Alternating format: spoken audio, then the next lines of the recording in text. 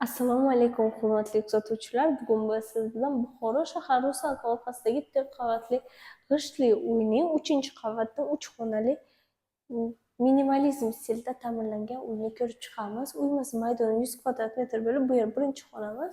Ko'rib turganingizdek, полностью atacento qilingan, oyoqdagi laminatlangan, ikkita akvaplast deraza romlar mavjud hamda ikkita tureska отоплениялар, qandillar ham qo'yilgan. Uyimiz avtorskiy proyektda bo'lib sotilmoqda.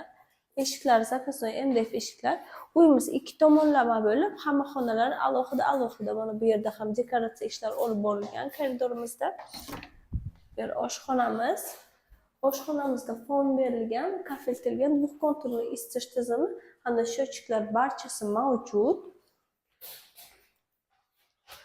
Bu yer san hojatxona. Tepadan pastgacha kafeltilgan aliston ham mavjud. Bu yer yuvinish xonasi, tepadan pastgacha kafeltilgan vanna hamda rakvina mavjud. Koridorimizda ham dekoratsiya ishlari olib borilgan. Bu yer ikkinchi xonamiz. Ikkinchi xonamizdan ko'rib turganingizdek atacento qilingan, oyoqdagi laminatlangan hamda qandillar ham osilgan. Bu yerda podsvetkalar qo'yilgan. Yotoqxonamiz.